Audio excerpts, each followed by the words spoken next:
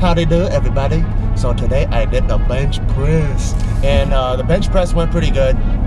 I was supposed to do 315 for 5 sets of 3 after the speed work, but after my 3rd set, actually what happened was, as the sets were progressing, I felt more and more confident. My form was getting better, I was finding a groove, and the speed was getting better. So on the last 2 sets, I was like, you know what?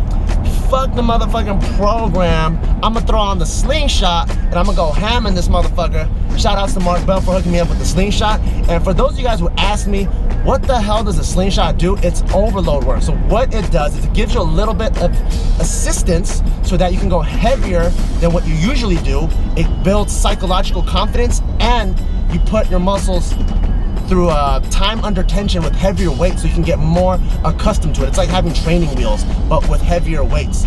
And a good rule of thumb throughout the gym and through everyone else that I know that uses through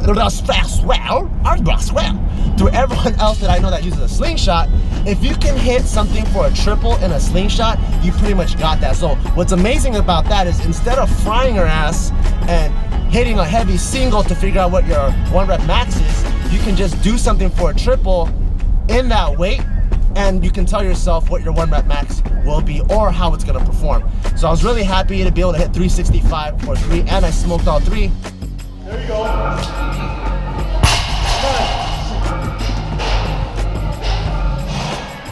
Which tells me that if I were to hit 365, I'd probably smoke it even with the pause. So I'm really happy. That means that the program is going great.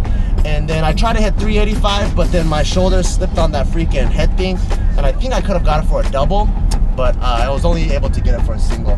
What, were you gonna say something? No, I was wondering what the head thing was that you put into your shoulder. Well, the head and the shoulder, it's a new congregation of items that belong in the platypus of underneath the equatorial magma.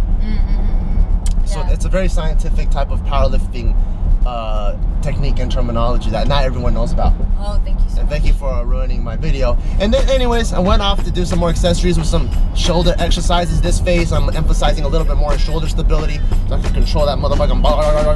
And then finished up with some arms. Whatever I can hit on the heavy sets after the speed work, I can pretty much safely say I can add about 10 to 15 pounds on top of those sets. So for example, just a few weeks ago, or probably like last month, I was doing 295 for my working sets after the speed work, and 295 was feeling kind of hard.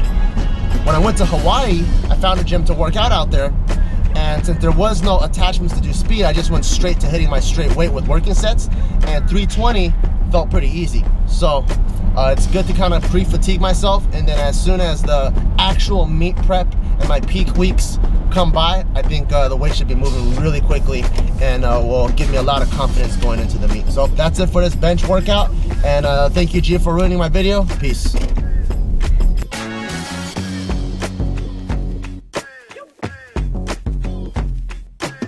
You don't always have to do the 1 rep max to prove to yourself that you get strong.